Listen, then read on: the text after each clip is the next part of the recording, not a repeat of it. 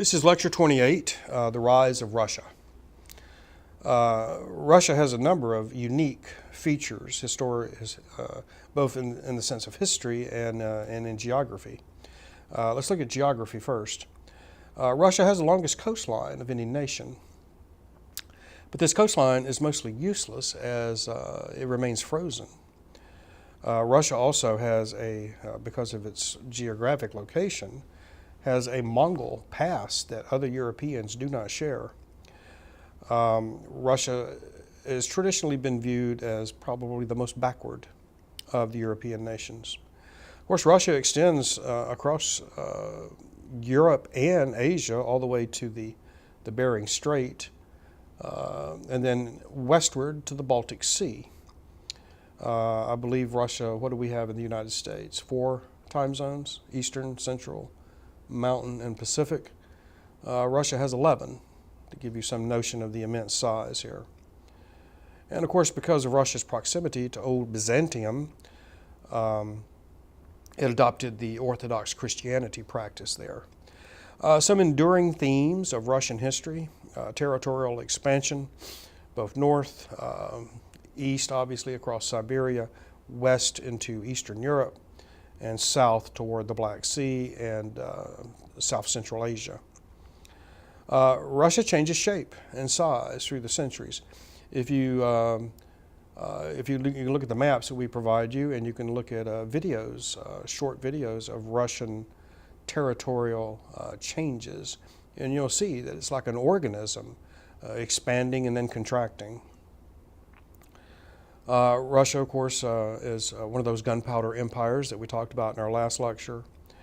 Other themes of Russian history, again, geographical limitations. Again, this long northern border is on the Arctic Ocean and therefore is unusable by the Russians. So we have a push toward the Baltic Sea, the establishment of St. Petersburg, the westernmost Russian city. This allows Russia access to the open waters. You have a push to the Pacific. If you follow the Russian border all the way to the end, you'll come to the city of Vladivostok, within rock-throwing distance of North Korea. This city was founded because of the warm water available there in the Pacific.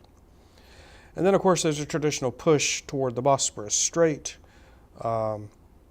on the southern shore of the Black Sea, again, an attempt to gain access to the Mediterranean and the open waters.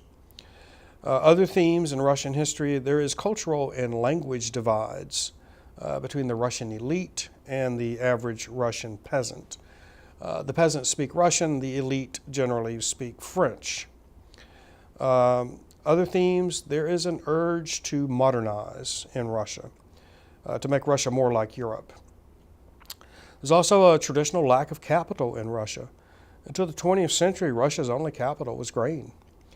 There's an ongoing conflict between the city and the countryside, as the urban areas need the peasants' grain, and the peasants do not want to give it up. So there's constant conflict between city and country, between urban and rural in Russian history. The Russian leadership, in its desire to modernize the country, needs the peasants' grain to trade, to purchase expertise and managers and European experts to build an industrial base. Let's talk about Russian expansionism a bit more. Of course, in the 15th, 16th centuries, the Russians are going to drive the Mongols out of their territory. This allows the Russians to follow the Mongols and extend their rule. Russia's adoption of the Third Rome makes it the defender of Christianity and willing to travel to defend the faith. Russia thinks of itself as the Third Rome in the sense that Rome in antiquity was the capital of Christianity. And of course, Rome fell. And then the capital of Christianity shifted to Constantinople. And it fell as well in 1453. So now Moscow, it will be the third Rome, the third center of Christianity. We'll see something similar to this in the 20th century with Russia. Not pursuing or defending Christianity, but pursuing Marxist revolutions and defending communism. This will give Russia a nice cover for expansion as well. Russia's southward expansion is going to create ongoing conflict with the Turks, with the Ottoman Empire. And Russia's expansion into Southeast, or rather Southern Asia, is going to gobble up much of the Islamic world as well. Russia's westward expansion, well, Ukraine. Ukraine, sometimes called the breadbasket of Russia. It's where the bulk of the grain is grown in that country. Russia, of course, is going to continually try to expand into Eastern Europe. Think of Finland, Estonia, Latvia, Lithuania, Poland, the Balkans. All these states will be at some point vulnerable to Russian expansion. Russia's eastward expansion, of course, across Siberia, all the way to the Bering Strait, and then, of course, in the 19th century, across the Bering Strait into Alaska, Canada, and California. You may remember Secretary Stewart purchased Alaska from the Tsar, I believe in 1867. This was a great bargain for the United States, and of course it blocks further Russian expansion into the Western Hemisphere. Russia shares a border with China, with North Korea, with the Central Asian states, all the way to Europe. I counted it one time some years ago, and when it was still the Soviet Union, and Russia at that point shared borders with 14 other countries. So another enduring theme of Russian history is this sense of being encircled or surrounded by enemies. And you can see why. The United States, what do we border? 2 countries? Imagine bordering 14 countries. Alexa de Tocqueville likened Russia's eastward expansion across Siberia to the expansion of the United States westward at the same time. So as Russia is moving eastward towards the Bering Strait, the United States is moving westward across the Blue Ridge into the Ohio Valley, across the Mississippi, the Great Plains, and all the way to the Pacific coast. So there is some similarities here. How to hold this vast empire together? Well, autocratic authority is given to the Tsar. The Tsar has absolute power. The authority of the central state is exemplified by the Tsar. Agreements are made between the state and the landlord class to make this possible. Landlords are given authority over the peasants and the land. Landlords, in turn, give their support to the Russian state. Let's talk about this theme I mentioned earlier, Russian modernization or westernization. How to be more like Europe. Tsar Peter the Great is a key figure in this story. Peter wanted Russia to be seen as a European power. He therefore sought to imitate certain European institutions. He traveled incognito to the Netherlands and other places in Europe to learn shipbuilding techniques and other things. Of course, it was hard for Peter to travel incognito because he was 6'7", probably the tallest man in Eurasia at that point. Peter institutes certain reforms to try to make Russia look modern, or at least more like Europe. He institutes a beard tax. The traditional Russian peasant has a long beard. Peter believed this makes Russia look backward, so he institutes a tax. If you're going to grow a beard, you're going to have to pay for it. Russians began to adopt Western dress. European cultural institutions are imported into Russia, the ballet, for instance, and other art forms. Importation of the German custom of using the German fir tree as a Christmas decoration, another import. Educational reforms are instituted to try to produce an educated elite.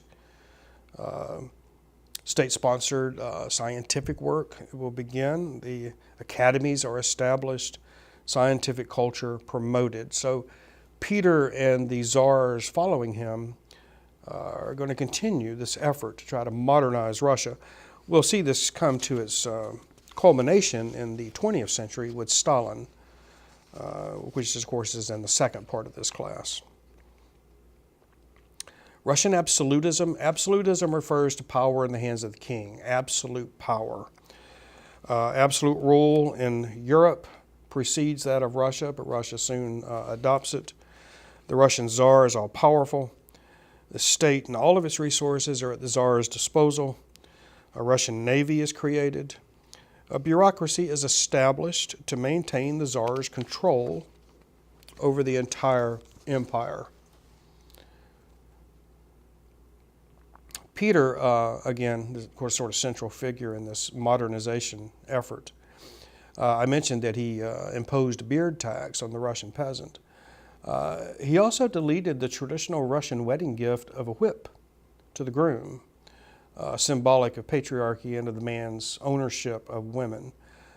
Peter believed this made Russia look backward, and he deleted that. Peter did not import liberalism or parliamentary systems or reform for the serfs.